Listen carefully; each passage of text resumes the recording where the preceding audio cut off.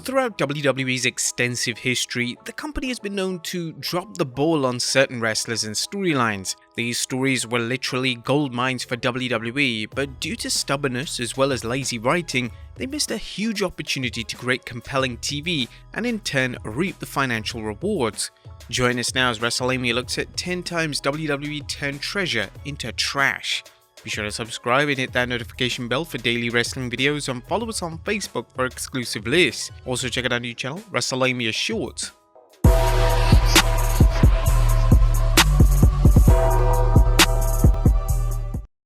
Number 10. Taz in WWE. Former ECW star Taz made his official WWE debut at the 2000 Royal Rumble in front of a sold-out Madison Square Garden. Taz would choke out Kurt Angle in his debut match, and in the process, he looked like an absolute megastar who could have instantly been propelled into the main event scene. Unfortunately, they rather quickly pulled the rug from under him, and he would drop heavily down the card, so much so that at WrestleMania 16 he would be in a battle royal for the hardcore title. Taz could have easily been in the hunt for WWE's top prize, or at the very least be competing for the Intercontinental title with the likes of Angle, Chris Jericho and Chris Benoit. According to legendary commentator Jim Ross on his podcast, WWE, well specifically Vince McMahon, stopped pushing Taz after several complaints that he was dangerous. Number 9. Sting arrives in WWE. At long last, Survivor Series in 2014 saw the WWE debut of Sting. This was a magical moment and it seemed like it would never happen. And now that WWE had one of the biggest wrestlers of all time on their roster, fans instantly pushed online to see Sting collide with The Undertaker. This had been a dream match for several decades, but instead they decided to book Sting vs Triple H for WrestleMania 31.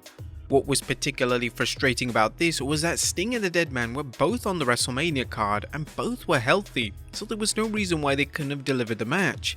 The match was a true moneymaker, and there were still opportunities for WWE to deliver the match in the second half of 2015, but they outright refused, and the match will now unfortunately never take place. Number 8. Kurt Angle's retirement. WrestleMania 35 was set to be an emotional event, as one of the greatest of all time, Kurt Angle, was retiring from WWE. When this was initially announced, there was rampant speculation on who exactly Angle would face. There were rumors ranging from Taker to John Cena, with Cena being the overwhelming favourite amongst fans. However, when Angle announced that he'd be retiring against Baron Corbin, fans were really disappointed. Fans had zero interest in the match, and a strong portion of the WWE fanbase were actually convinced that they were actually set to pull a swerve.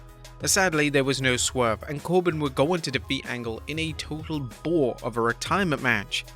Angle has since spoken at length about how disappointed he was with the match, and during an interview with the A to the K wrestling show, Angle stated that he was even pushing to face Cena in his final match. Vince decided to put Baron Corbin in Jason's position. I didn't know I was going to retire at WrestleMania, but I felt like I was losing a step. I wasn't able to be the Kurt Angle that I expected myself to be. So I decided I was going to retire at that WrestleMania against Baron. But I called Vince and I said, listen, no disrespect to Baron. I love the kid. I think he's talented as heck. But I really love to wrestle John Cena. Vince said, you know what? No, because you're doing a program with Baron Corbin. You have to finish this program. Number 7. Jericho. When the WWE implemented a brand new brand split in the summer 2016, Chris Jericho and Kevin Owens quickly formed a close bond over Raw. This bond developed into one of the most exciting partnerships of the past decade, and they became the highlight of Raw each week. The two had natural chemistry as a duo, and it only seemed fitting that when they eventually disbanded that they would have a featured match at WrestleMania in what in all likelihood should have been a main event matchup. Instead, they decided to have Goldberg win the Universal title on the road to WrestleMania, and Jericho and Owens would be now for the US title at WrestleMania 33 in the second match on the show. This was incredibly disappointing, mainly because their character arcs revolved around the Universal title, so now they were wrestling for a prize that had little to do with their storyline. WWE dropped the ball with a major money match, and everyone knew it, including Jericho, who was so infuriated by WWE's handling of the storyline that it influenced his decision to join AEW. Number 6. Hulk Hogan in 2002. It was great to see Hulk Hogan back in 2002, presented like the legend he was, and it was clear judging by the crowd response that everyone was ready to see Hogan wrestle in the WWE ring again. WWE would book Hogan to take on The Rock at WrestleMania 18, and whilst the match was excellent, there was a considerable amount of money to be made by booking Hogan vs Stone Cold Steve Austin in a dream match. There were several reasons why this didn't happen, but WWE had numerous opportunities to deliver the match after WrestleMania 18, but it never materialized. Hogan's 2002 stint could have been something special, but Hogan was overexposed extremely quickly and the character became stale. Hogan won the WWE title at Backlash, which was a controversial move as he defeated fellow babyface Triple H for the gold, and this led to some fans believing that they were going backwards instead of forwards. Hogan would then lose several times, including losing the WWE title to The Undertaker in a total dud of a match, and he even put over Brock Lesnar. Hogan should have been kept as an attraction, but instead they ran him into the ground, and it definitely hindered his once illustrious drawing power. Number 5. Triple H vs Randy Orton in 2009.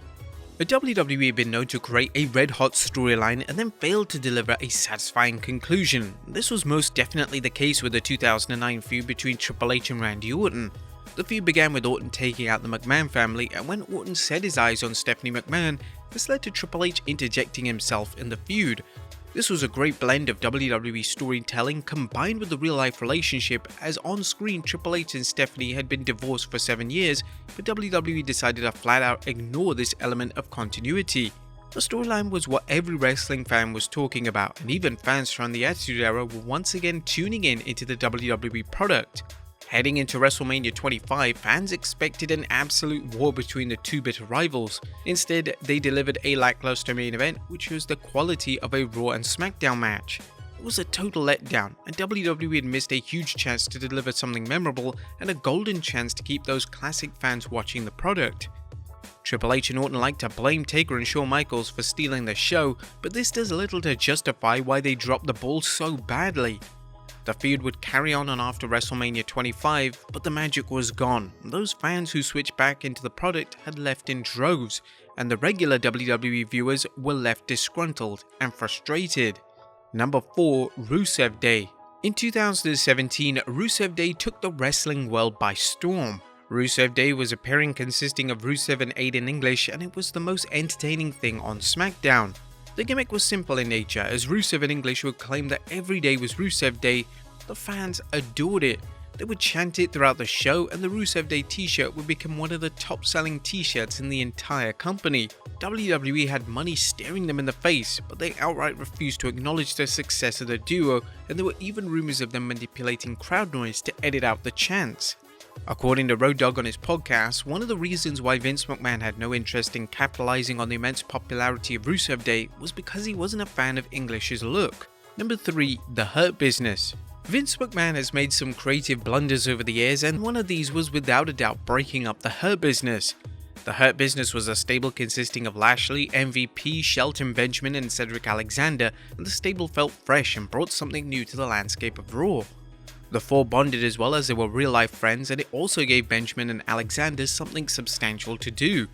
The stable should have dominated WWE, and there was so much money to be made by presenting this group of talented stars as the biggest thing in the company. But it was McMahon who made the call to break up the stable, as he reportedly had no interest in pushing Benjamin and Alexander. They attempted to reform the group several times, but each time it's fallen flat. They captured lightning in a bottle with their inaugural run, and if McMahon didn't make such a terrible creative choice, then the stable could have been a group that could have carried WWE into the future. Number 2. Becky Lynch vs Ronda Rousey. When Lynch won the 2019 Women's Rumble, it seemed like a certainty that she would challenge Ronda Rousey for the Raw Women's title at WrestleMania 35. There was a ton of hype for the match, and when it was made official, fans were elated. Unfortunately, they had to ruin one of the most anticipated matches in recent memory by needlessly adding Charlotte Flair into the mix. The segment which saw WWE add Flair into their WrestleMania match is one of the WWE's most detested YouTube videos ever, with over 80,000 dislikes. WWE had completely butchered a money match for the women's division, and to make things worse, they would overcomplicate the match itself. Instead of a standard triple threat for the Raw Women's title, they would have Asuka drop the SmackDown Women's title to Flair, so the match became a winner-takes-all matchup. Lynch vs Rousey was a big-time match that warranted a main event slot, however the addition of Flair killed virtually all the hype for the match. They ruined what could have been potentially been the most financially successful women's match in company history. And number 1. The Invasion. It's well documented just how badly WWE botched the Invasion storyline. When they acquired WCW in 2001, it only seemed fitting that they would present a WWE vs WCW storyline, but due to contract issues, they only had a limited number of top WCW talents to work with. These talents included the likes of Booker T and DDP, but to deliver a full-on Invasion storyline, more top stars were going to be needed. This led to them booking the Invasion storyline as an overcomplicated mess, as a strong portion of the WCW side of the story ended up consisting of talent who were WWE wrestlers. Whilst the actual Invasion pay-per-view was a huge financial success, if they had waited until the summer of 2002, they could have had an actual full-blown WWE vs WCW war. By the summer of 2002, they had the likes of Hulk Hogan, Kevin Nash, Scott Hall, and even Rey Mysterio under contract. They also had the likes of Triple H and Shawn Michaels back in the ring, so it could have been a huge monetary gain for WWE. WWE just refused to wait it out, and instead they delivered a lazily executed Invasion story that was full of nonsensical and tiresome booking.